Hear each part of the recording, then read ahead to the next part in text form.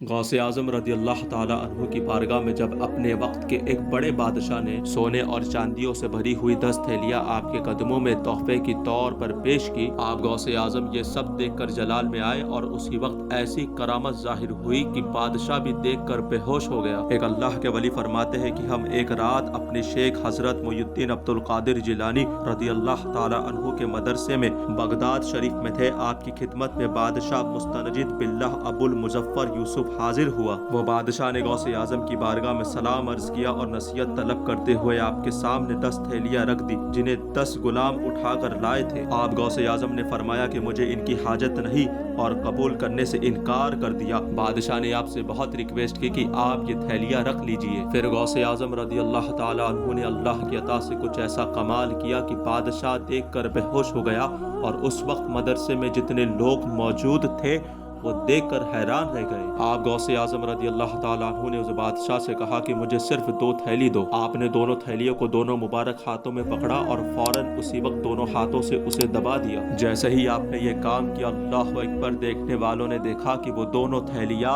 خون میں بدل کر بہہ گئی۔ آپ غوث اعظم نے اسی وقت وہ بادشاہ سے فرمایا، اے ابو المظفر، کیا تم خدا تعالیٰ سے نہیں ڈرتے کہ تم لوگوں کا خون چوستے ہو اور اسی کو میرے سامنے لاتے ہو؟ اللہ اکبر۔ جیسے ہی یہ بادشاہ نے سنا، وہ آپ کے قدموں میں کھڑے کھڑے ہی بے ہوش ہو گیا۔ غوث اعظم نے اللہ اکبر اب یہ فرمایا، اللہ کی عزت کی قسم، اگر رسول اللہ صلی اللہ تعالی علیہ وسلم سے اس کے رشتے کا لحاظ نہ ہوتا تو میں خون کو ضرور چھوڑتا کہ وہ اس کے مکان تک بہتا۔ اللہ اکبر۔ غوث اعظم کو اللہ کریم نے یہ اختیار اور قوت عطا فرمائی کہ وہ چاندی، سونا، سکے اور درہموں کو خون بنا کر اسے دور تک بہا سکتے ہیں، اور اللہ اکبر، اللہ کی عطا سے چھپی ہوئی بات کو بھی جان سکتے ہیں۔ رب العالمین مالک مختار اللہ کی بارگاہ میں دعا ہے کہ ہمیں اس کے پیارے محبوب مقبول بندوں کا روحانی فیض عطا فرمائے۔ اس ویڈیو کو ضرور شیئر کریں۔ جزاک اللہ فار واچنگ۔